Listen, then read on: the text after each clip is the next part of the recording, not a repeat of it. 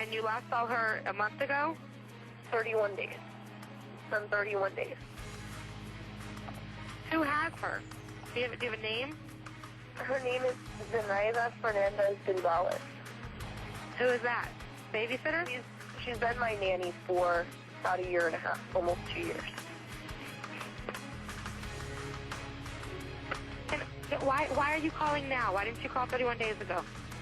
I've been looking for her and have gone through other resources to try to find her, which was stupid.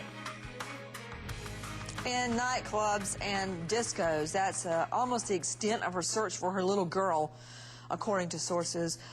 Back out to Anthony family friend joining us tonight. Holly Gagne is with us. Holly, you stated that Caylee was a good mother. Why not great?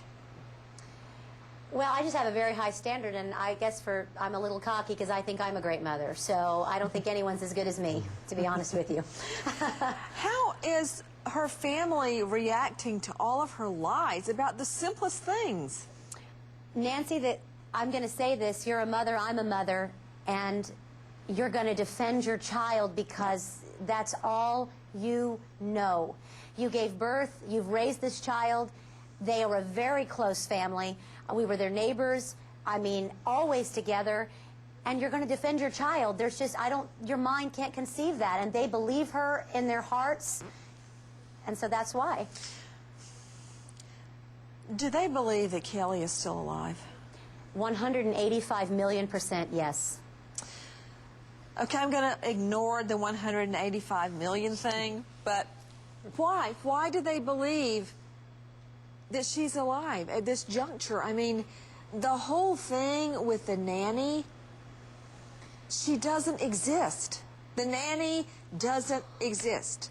I know that's hard to take in, but it's the harsh reality. That's the truth that we know right now. I mean, maybe that'll all change tomorrow, but it looks like she doesn't exist. Okay, it looks like. Until that has been proven, they are going to believe their daughter. And you just said it. It may still be true. So until then, they're going to believe her daughter, and that's why I said what I said. Yeah. Were you surprised when you found out that so many things she said were just lies? Absolutely. I was devastated. Why? Did she have a history of lying? And did anyone know she had a history of lying? I had never been a part of that, and so the reason I was so shocked, and because that's just not the Casey that I know, the Casey that I've seen, that's been in my home, that's babysat my own children. That's just not who I know, Nancy. What was their reaction to Casey racking up about $45,000 worth of credit card debt on her mom's credit cards? I have not spoken to them about that at all. You know what? I understand, because in light of the fact she's in jail, Caylee is missing, the credit cards seem so unimportant right now. But it seems to me that looking at where she spent all that money and what she was spending it on could be probative as to where Caylee may be tonight. I want to go very quickly to Dr. Michael Bell, joining us out of Miami. Dr. Bell, thank you for being with us. Could you tell me, if Caylee's body is found now, is there a way to date the time of her death? Not from the autopsy, no. If a body has been buried and moved, would you still find forensic evidence, say, in the burial location, even if the body was no longer there? You might, especially if there's any clothing or any other material from the child may still remain there. I want to go back to Bill Majeski, former NYPD.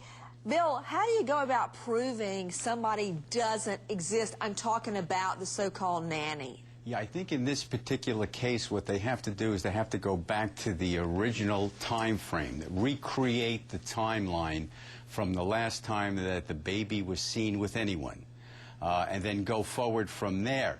But it's just, it's a normal investigative process, you know, and it's odd that the term puzzle was used, because essentially that's what an investigation is. It's a giant jigsaw puzzle, and each new clue and each new bit of information makes that picture clearer. Out to the lines to Debbie in Missouri. Hi, Debbie. Hi, Nancy. What's your question, dear? Well, I've been wondering something that I haven't heard mentioned. Okay. If the father's deceased, wouldn't Casey be drawing a Social Security check for little Caylee? Interesting. The father died in a car crash, Rory O'Neill, correct? Yes, he died in a car crash about a year ago.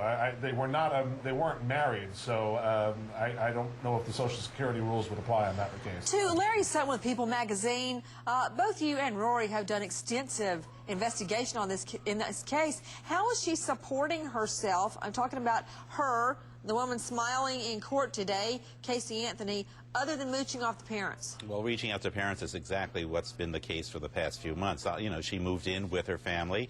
Her mother was very nice in granting her her own room and Caylee her own room. And as far as her source of income, well, that's kind of a mystery for the past few months. You know, everybody throughout the hearing today, this video has just come in from the court hearing today, is smiling and yucking it up. You know, to me, Dr. Saunders, that's not a good look. No, it's a very bad look, Nancy. It's hard for us to empathize with someone who doesn't have much empathy. And it's really hard for a family to think that their daughter's attachment to their granddaughter may not be very real or very human.